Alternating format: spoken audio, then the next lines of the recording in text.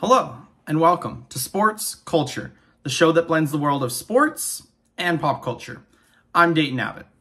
Now, I know I was gone for 2 weeks. However, my schedule got a little bit busier, and I went to see my brother in Olds, although no excuses, no excuses. We're back now, and that's what counts. And starting new this week, in the description down below, I will be putting timestamps to the different sections, so one for sports, one for spotlight, and one for the segment recommended, so you can jump around to the video. So if you don't like the sports segment, feel free to go to spotlight and recommended, or vice versa. If you like the sports section, you don't want to listen to me talk about spotlight, feel free to jump around there. And you can find all those time codes in the description down below. Now, without further delay, and knowing that we have new time codes this week, let's jump into our first segment of sports. And in sports this week, we're not going to be talking about a game or a team, but rather a topic in particular that I want to be addressing, and that is the topic of injuries, how they play a role in different sports, and why they are needed but avoidable at the same time. So we're going to go over the pros, we're going to go over the cons, and we're also going to go over my opinion and where I stand with things. So starting with pros.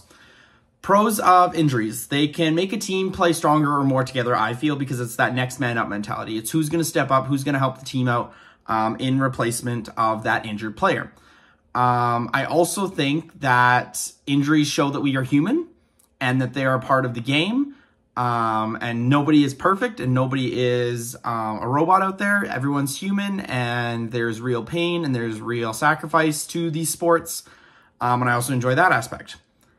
A third reasoning of a pro to injuries is that it forces teams to be more strategic. So not only in the way they play, but also in the way they prepare for a week if they know an injured player is not going to play.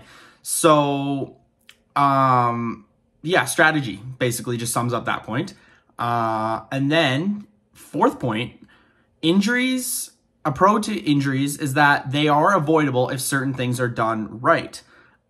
Tackling, for example, body checking, fouling or attacking the ball in basketball, throwing at players in baseball from a pitcher's perspective.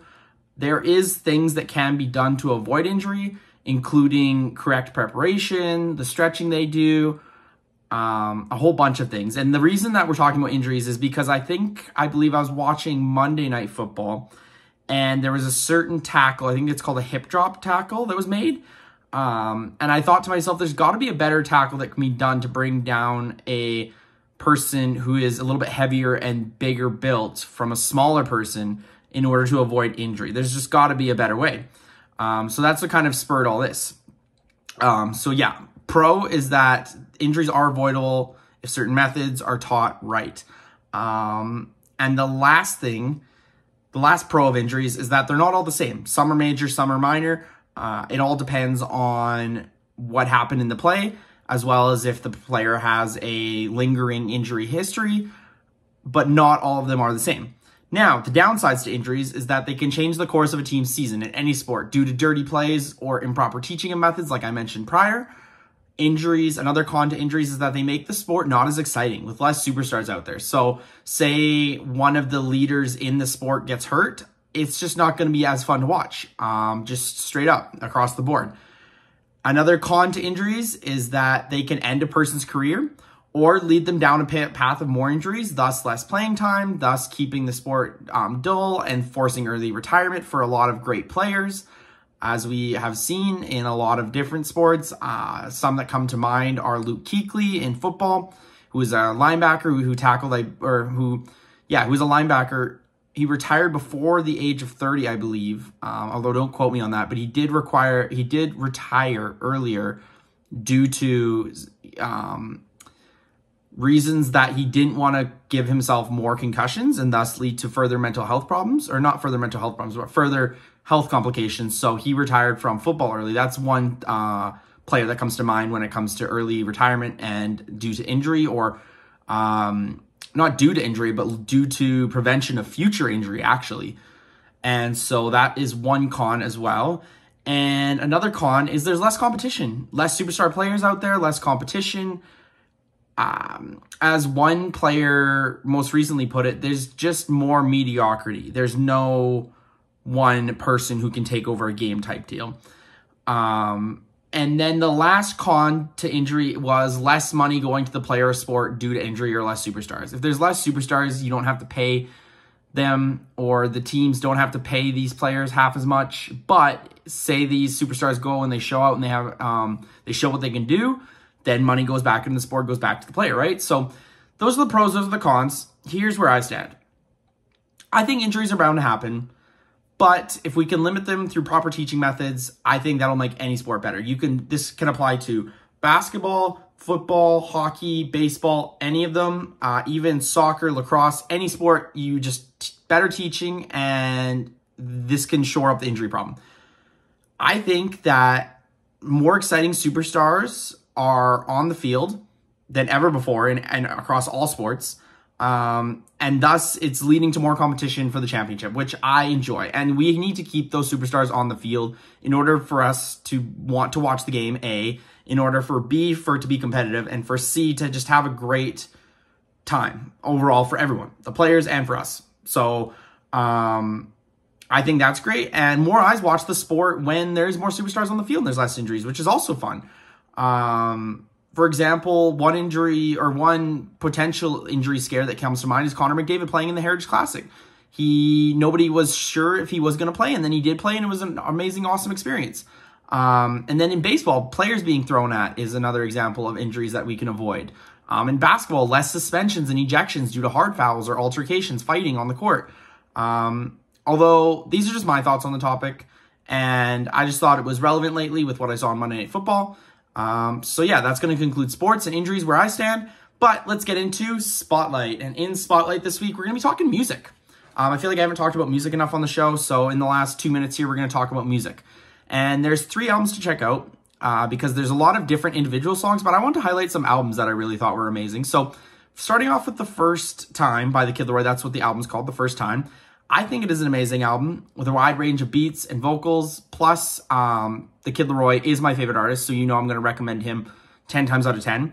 So go check out The First Time by The Kid Laroi.